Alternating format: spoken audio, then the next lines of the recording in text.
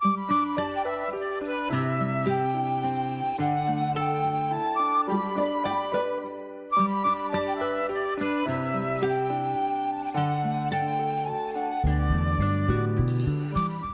عليكم ورحمة الله تعالى وبركاته. في لقاء جديد مع بنت النور يسعدني أن أستضيف ضيفة عزيزة وضيفة ناشطة ومتحدثة وخطيرة للغاية. إنها أستاذتي لهذا اليوم زوكيسوا وانر. هي صحفية وروائية ومحررة من جنوب أفريقيا. ولدت في زامبيا وتعيش حاليا في كينيا. أستاذتي وانر لها عدة روايات منذ عام 2006.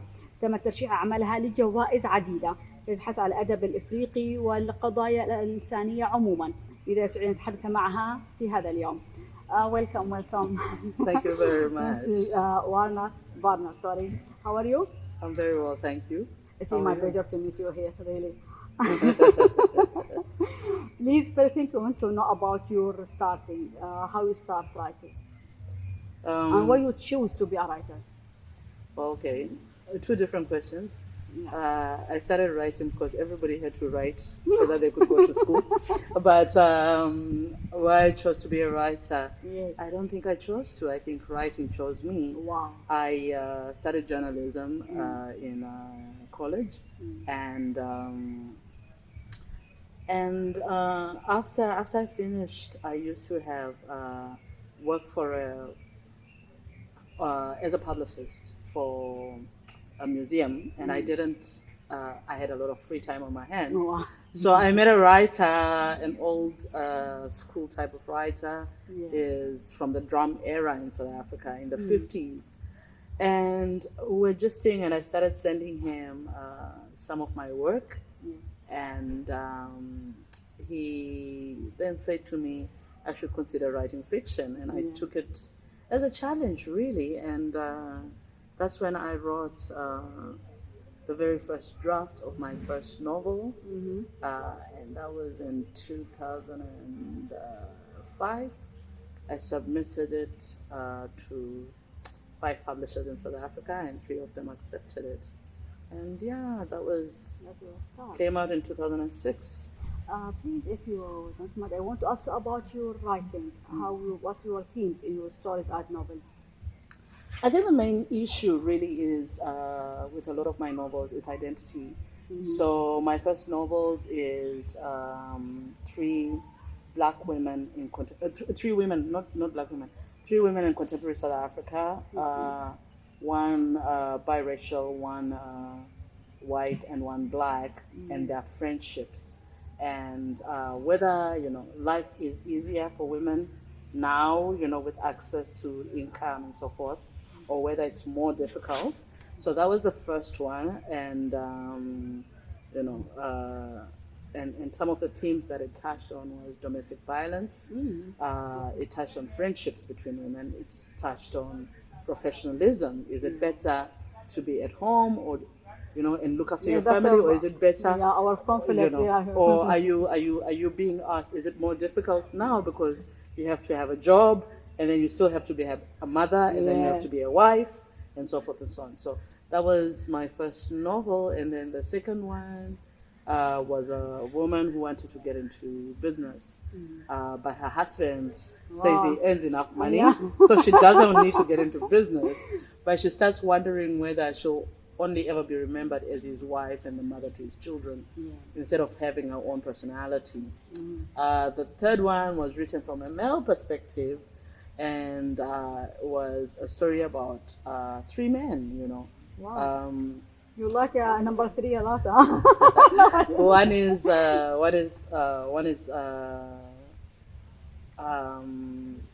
gay.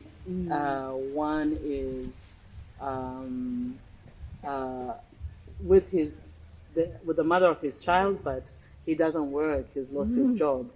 And another one is dealing with issues of migration. So, and really the question, what does manhood mean? Can you be a man if you're not bringing back the bacon into the house? And the fourth was Land Cape Town Joburg, which is a story of a couple that comes back from London into South Africa, and start staying in London. Then they meet in London. Then they stay in Cape Town, and then they finally end in Joburg. And they have a son, so they had that's their relationship. And there's a lot of fun with them, and but there are also like a lot of things that they didn't believe in that they get surprised with. And then the latest, of course, is this one. Love Mary Kill. Love Mary Kill, which just came out about last week. So Wow, this is my first copy. congratulations. Exactly. Wow. So it's published by Masobe in West excited. Africa, and it's published by Kwela in Southern Africa, and it's published by it's published in East Africa as well by my friend Ahmed. But so and this one is a woman who is married and a man who's married meet, and they fall in love with each other. and what happens, what happened? What happens, questions. So what would happen? How does society take it? So I think the common thread generally is identity. So those are my novels, but I've also written nonfiction. I have written I wrote a satirical. I like humor a lot. So I wrote a satirical nonfiction called Made in SA, which looked at the way the lives of domestic workers and their relationships with the women who are their bosses. And then there's also Hardly Working, which is a travel book. When I traveled from Nairobi to Johannesburg by road, and like throughout the continent by road, and then also into Europe, and just like traveling with an African passport, and the type of stuff you have to deal with. And then there's also like last year, I wrote I was in Palestine, and I wrote a long form essay called Vignettes of a People in an Apartheid State. And it was my witness account of what I saw while I was there, because I went to Ramallah, I was in Jerusalem. Really? I was before? I was in Ramallah, Jerusalem. I was in Hebron. I was in a few places.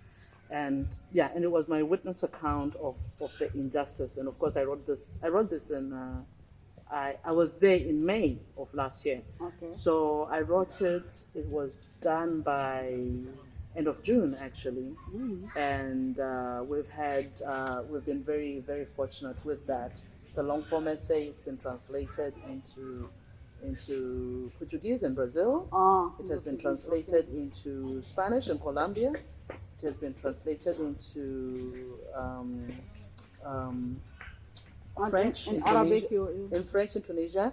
It's actually in the process of being translated into Arabic in what's it called, in Algeria. Yeah. So those are the those are the translations of vignettes of I'm lucky finally apartheid can state. read in Arabic way. Finally we can read your books in Arabic way. I'm sure. I saw you are you support Palestinian? Because even if your shirt you wear it and your necklace, everything like that is support Palestinian. Wow, even you. And there is something interesting about you. You still أود أن أخبرك أن حتى أظافرها قامت بطلاء أظافرها بألوان دول محددة ومعينة. سأسألها عن ذلك أيضا. Even if your Polish nail, you bought countries flag. Yes. Why? Well, you've got Sudan. Yes. You've got DR Congo, and you've got Palestine. Yes. The three things that these three countries have in common, they're currently undergoing a war. So it's always to constantly remember. Yes. So they're going through a war. But if you search deep down, you'll find that all of them, the war is caused by Zionism. If you search enough, where are the weapons coming from? who is training, who is benefiting the most from the wars that are happening in these three countries, you know, where they're getting the funding. So I like to keep my activism visible, and to also remind myself constantly that, you know, even as I go along, there is things that are happening, and we, as a writer, as an activist, as an artist, as a human being, Yes, of it's course, it's important to always remember that that things that are happening, and to loan your voice to any injustice that's happening. I like your sentence when you say, one of us asking you in the class, you answer, I'm a human being. I'm belong to the big human being. That's very and they're very honest of you. Even when you, I think you are support Palestinian, but because you are like human being to be as like a one unit. I think. Absolutely, absolutely, and I think we should actually be more of our own brothers and sisters keepers. You know, it would be a much more peaceful and more just world. How you support your Palestinian So, in your writing or just in your well, yeah, talking? in my writing, but in addition, you know, in 2020, I was the first African woman to win a medal called the Guta Medal. And the Guta Medal is given by the German government to people who have contributed to culture, to cultural, what you call it. And so it's given by the German government, although it's suggested by the Goethe Institute. And I know you've got the Goethe Institute over in the Middle East, you know. And I think the head of the Middle East is actually in Egypt. Yes. But her husband is Sudanese. I know her personally. But she so I gave back so I got this medal, and it was absolutely fantastic because this award has existed since 1958 or something. Wow. And so I was the first African woman to ever get it, and I got it in 2020, and 2021, 2022, 2023.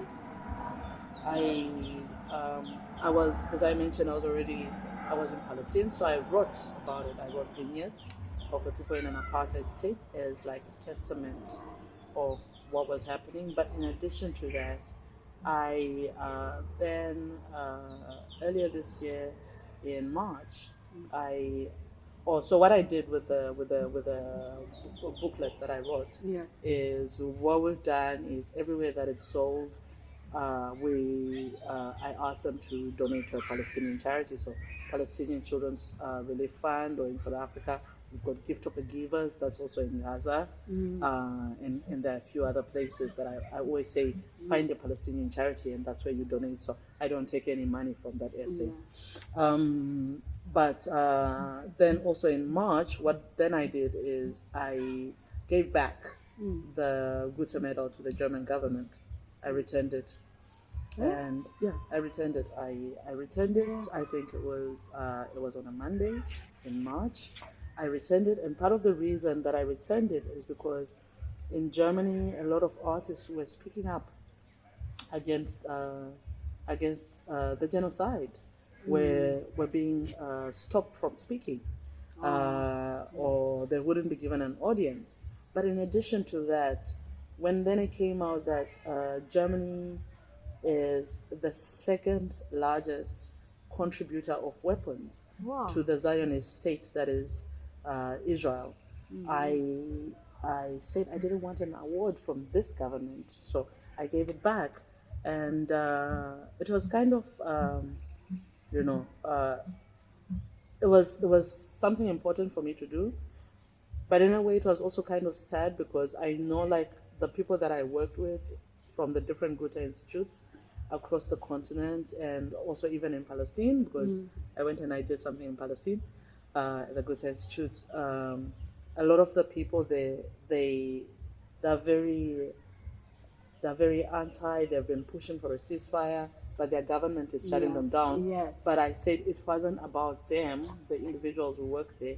It was more about their government and their government policies on this particular issue. So I gave that back, and I made a statement, and it was on Al Jazeera. There were a whole bunch of other publications, Middle East Eye, Monitor, and stuff. But I think what was very interesting, what was beautiful about it is that if there was any beauty to be got, is that 24 hours after I gave my Guta medal, because when I received it, it was during lockdown, so I could not travel. Yes. So in 2022, then they asked me, oh, I could do a tour in Germany. I could pick any 3 cities. And then decided one of the cities that I wanted to go to was the city of Guta. Then they were awarding the next medals. One of the people who won in that year was a visual artist from Egypt called Mohamed Abla. Okay. And Mohamed Abla, when I gave my medal up on a Monday, the very next day, Mohamed Abla also gave back his medal. So Wow. Yeah. Yeah. Please tell me about your reward or any prize you have taken. well, I think there have been quite a few, but Yeah. Hawa, myself, and Rishad were in 2014. We're part of the Africa 39, which is 39 writers under the age of 39 at that time. You still look younger than that.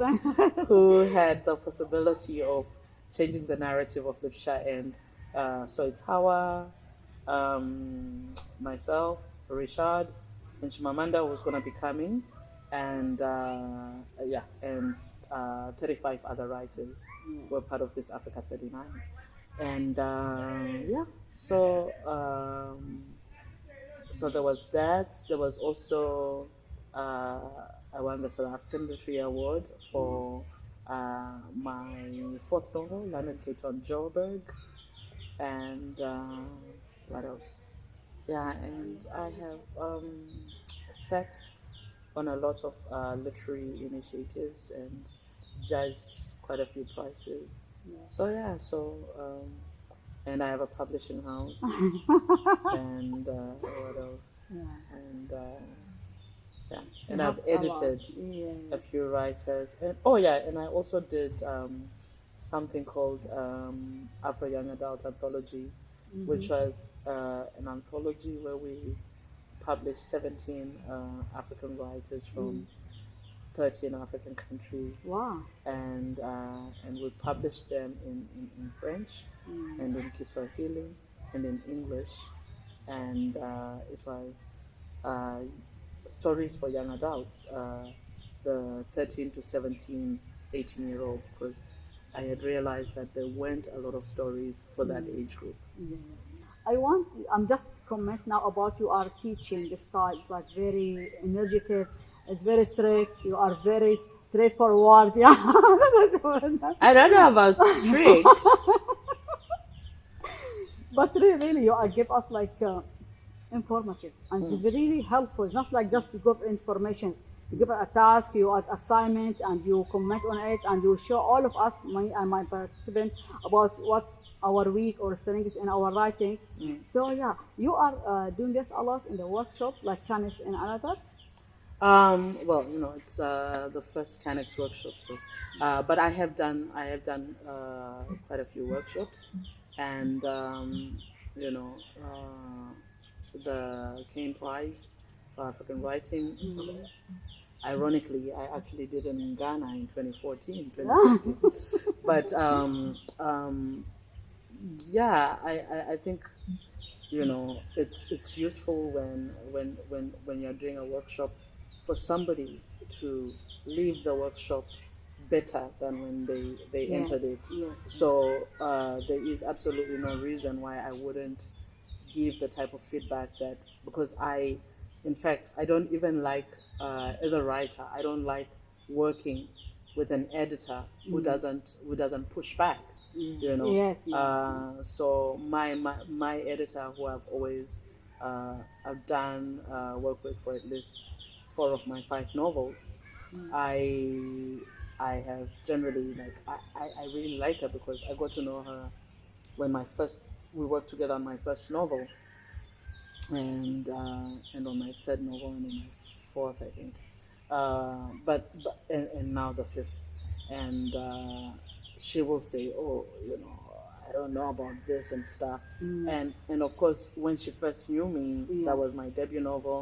Now my name is bigger, anybody can publish me and stuff and everything, but I always ask that I work with her, and the reason I ask for that is because I know she's not overwhelmed by me, by my name, like, oh my God, I'm editing Zukiswa Wanner.